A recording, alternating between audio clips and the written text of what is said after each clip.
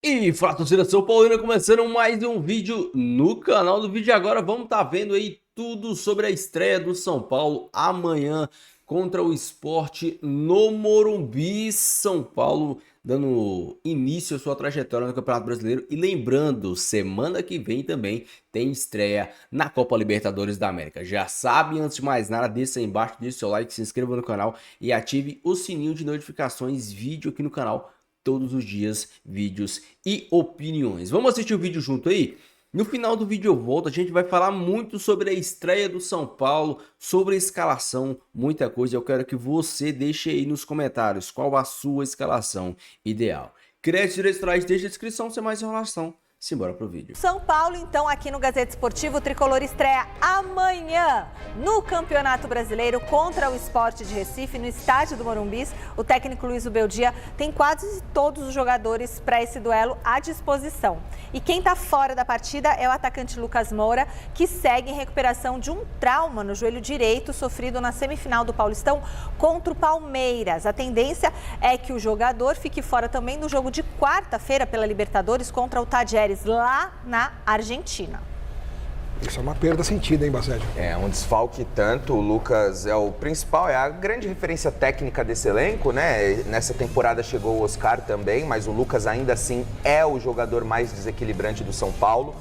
E lógico que o desfalque será mais sentido ainda mais na Libertadores do que na estreia contra o Sport. O São Paulo tem um elenco mais qualificado e mesmo sem o Lucas tem totais condições de vencer o Sport em casa no Morumbi, até porque ficou praticamente 20 dias se preparando e descansando para essa estreia no Campeonato Brasileiro após a eliminação na semifinal do Paulista. Então eu acho que o São Paulo tem qualidade, tem material humano para vencer o Sport sem grandes complicações. Na quarta-feira, contra o Tajeres, na Argentina, pela Libertadores, aí eu já acho que a ausência do Lucas será mais sentida. O São Paulo é um com o Lucas Moura e completamente outro sem o Lucas, né?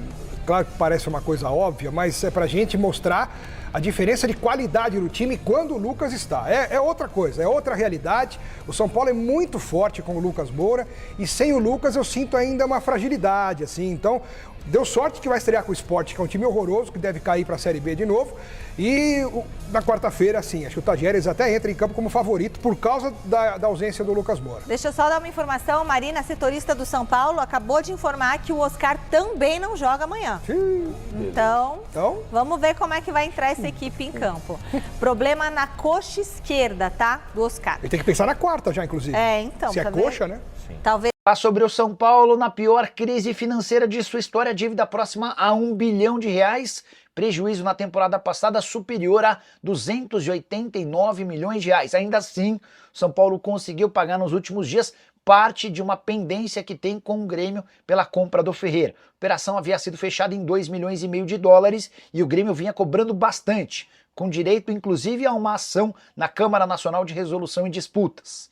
O tricolor paulista depositou nos últimos dias R$ 1.400.000 ou 8 milhões de reais na conta do Grêmio, referentes a quase metade dessa quitação. Na teoria, você comprou por 2,5, está pagando 1.400, você pagou mais da metade. Só que com juros e correção monetária, São Paulo já sabe que vai ser obrigado a desembolsar mais ou menos 16 milhões de reais. Já pagou metade, a outra metade vai ser paga assim que o São Paulo tiver um pouco mais menos dificuldade com o seu fluxo de caixa.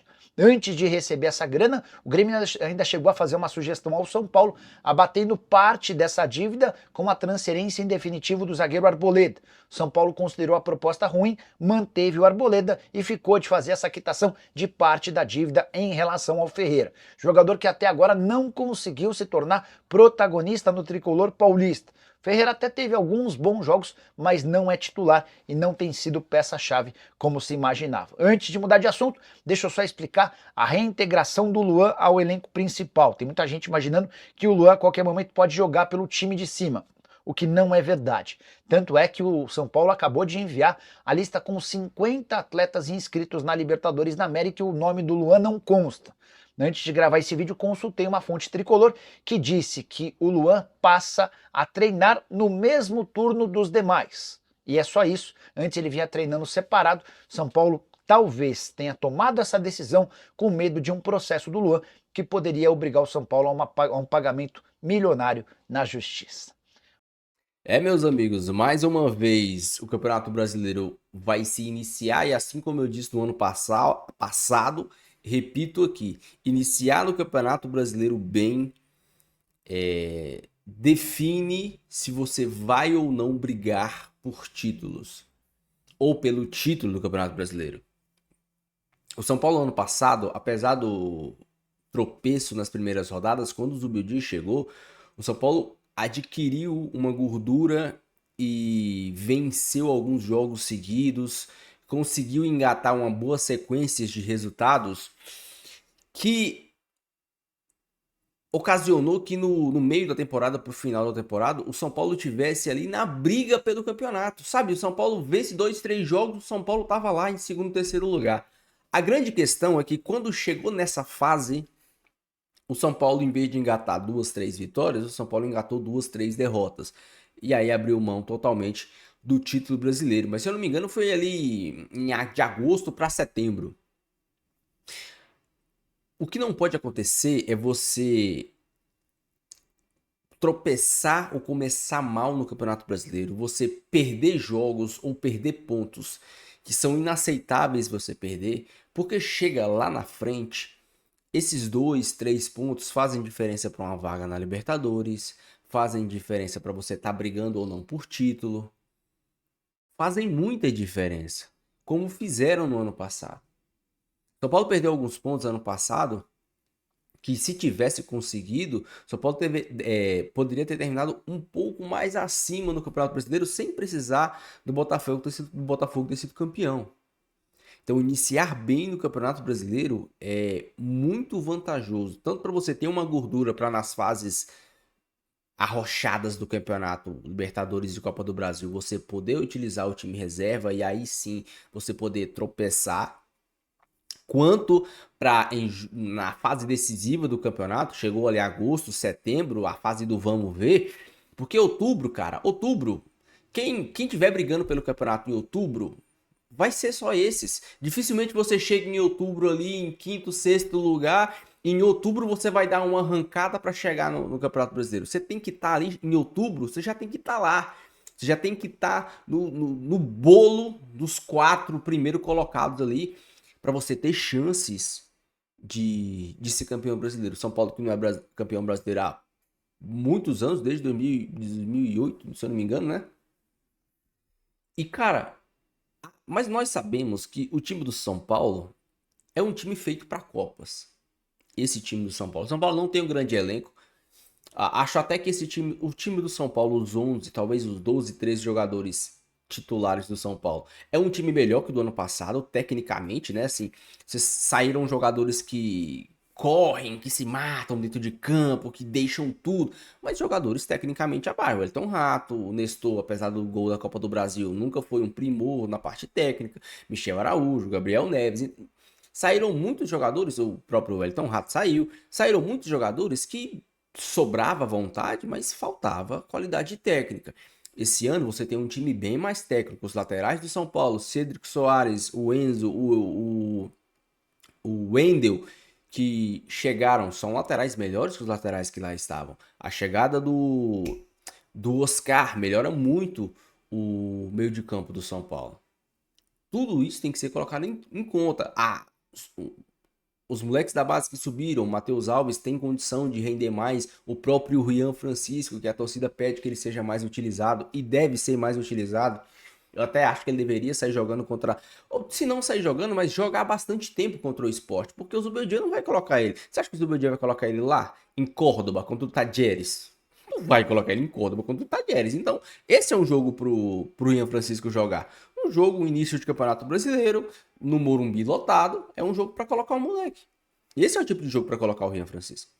Então, aí você tem que iniciar bem o Campeonato Brasileiro, tem Copa Libertadores da América chegando, você tem desfalques, o Lucas e o Pablo Maia, infelizmente, lesionados. O Lucas deve até voltar, teoricamente, mais rápido que o Pablo Maia, mas é um senhor desfalque. E aí a gente entra na grande lacuna, no grande problema que, ao meu ver, nós temos. Qual escalação, qual modelo de jogo o Zubeldia vai colocar para jogo? Qual? 3 zagueiros, voltar com os 2 pontas e trazer o Oscar para dentro, esse quarteto talvez com outros jogadores. O que o Zubeldia vai montar? Eu, sinceramente, acho que o time fica mais seguro defensivamente com os 3 zagueiros, mas perde um pouco em criação. Principalmente quando eu espero que ele não coloque mais o Oscar de segundo volante. Isso para mim é um grande erro. E eu tinha muita curiosidade de voltar a ver o São Paulo atuando com os 2 pontas. O Ferreirinha de um lado e outro jogador do outro. Pode ser o Henrique, pode ser o outro Lucas Ferreira, né, da base. Os 2 Ferreiras de um lado, coloca o Oscar de 10 e o Caleri na frente. Ou mesmo você utiliza o sistema de 3 zagueiros, por que você não coloca Caleri e Rian Francisco? O Rian Francisco, eu não vejo o Rian Francisco dentro da área tomando pancada de zagueiro. Eu vejo o Rian Francisco como o segundo atacante ali, mais ou menos como o Luciano, né? Flutuando, ficando livre para tanto dentro da área, fora da área, de um lado, do outro. Um cara bem livre, principalmente por ele ser um cara técnico, ser um cara móvel, ser um moleque mais franzino. O Zubeldia, ele tem que variar, ele tem que mudar. Não dá para você fazer sempre os mesmos passos, fazer sempre a mesma coisa e esperar um resultado diferente. Eu espero que esse tempo que o Zubeldia teve para treinar o time, para treinar a equipe, tenha feito esse time evoluir. O Zubeldia tenha aprimorado o sistema de 3 zagueiros para ser um sistema, além de sólido defensivamente, um sistema que ataque de forma mais coordenada e consiga gerar mais danos aos adversários, porque no sistema de 3 zagueiros os alas são muito importantes e tanto o Enzo como o Cedric pelo menos não estavam tendo tanta facilidade na hora de atacar. O São Paulo tendia a atacar por dentro. Então, assim, cara, eu tô curioso, bem curioso para saber o que o Zubeldia vai fazer. Espero que ele tome decisões corretas, que ele saiba, principalmente a hora certa de colocar e de tirar o Luciano do banco. Apesar do Luciano ser amado por muitos de vocês, eu vejo que às vezes ele tem mais oportunidades do que merece. Acho que o Rian Francisco precisa ter mais oportunidades e ele tem que testar esquemas, talvez voltar para o sistema de 2 pontas, porque o ano passado a gente não tinha um meia de criação, e ele colocava Luciano de 10, Oscar e Ferreirinha. Esse ano a gente tem um meia e ele não coloca o time com Ferreirinha e mais um. Quantas vezes essa temporada a gente viu o time com Oscar de 10, o Lucas de um lado e o Ferreirinha do outro? Se eu não me engano, uma vez contra o Cruzeiro na pré-temporada. Cara, não dá. Você tem que fazer esse time jogar mais, até porque tem sombras agora, né? O Dorival tá aí dando sopa, o Crespo já falou que quer voltar pro São Paulo. Eu acho que se o Zubeldia não fizer esse time jogar, e ele tem capacidade de fazer esse time jogar, e ele tem obra-prima para fazer esse time jogar, agora só depende dele. Deixe a sua opinião, deixe seu comentário, não esqueça de deixar o seu like e se inscrever no canal. Fique com Deus, até o próximo vídeo e valeu!